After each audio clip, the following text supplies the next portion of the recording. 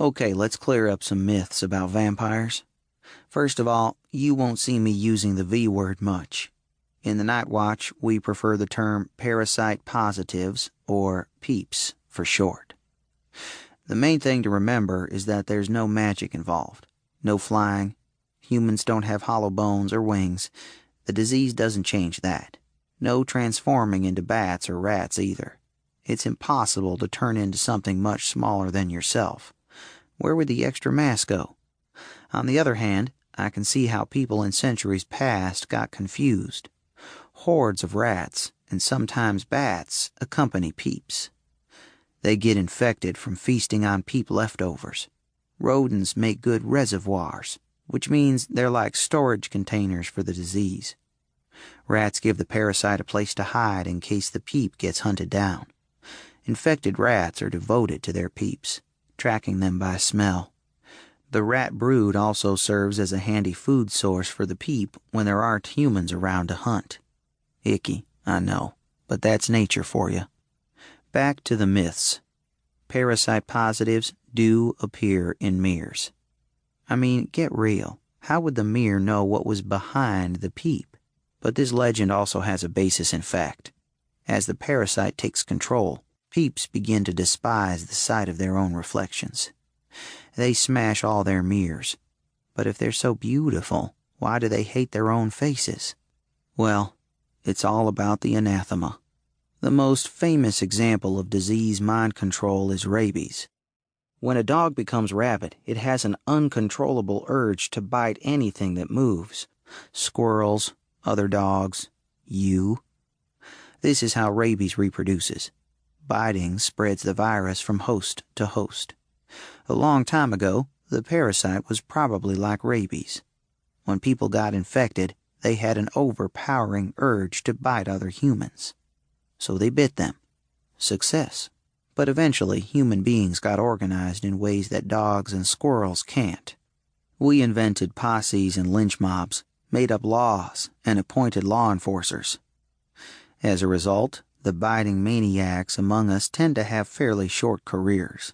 The only peeps who survived were the ones who ran away and hid, sneaking back at night to feed their mania. The parasite followed this survival strategy to the extreme. It evolved over the generations to transform the minds of its victims, finding a chemical switch among the pathways of the human brain. When that switch is thrown, we despise everything we once loved. Peeps cower when confronted with their old obsessions, despise their loved ones, and flee from any signifier of home. Love is easy to switch to hatred, it turns out. The term for this is the anathema effect. The anathema effect forced peeps from their medieval villages and out into the wild, where they were safe from lynch mobs. And it spread the disease geographically. Peeps moved to the next valley over, then the next country, pushed farther and farther by their hatred of everything familiar. As cities grew, with more police and bigger lynch mobs, peeps had to adopt new strategies to stay hidden.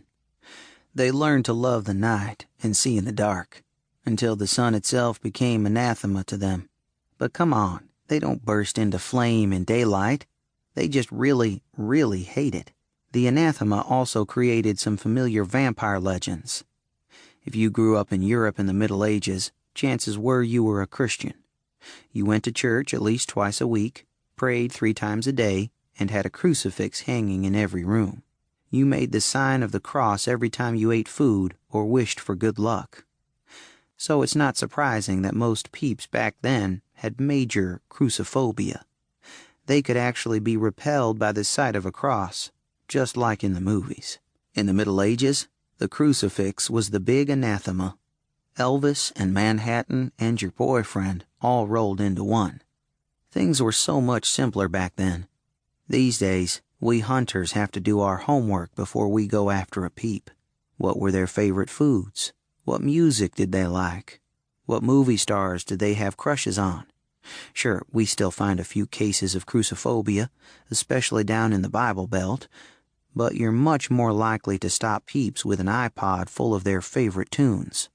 With certain geeky peeps, I've heard the Apple logo alone does the trick. That's why new peep hunters like me start with people they used to know, so we don't have to guess what their anathemas are. Hunting the people who once loved us is as easy as it gets. Our own faces work as a reminder of their former lives.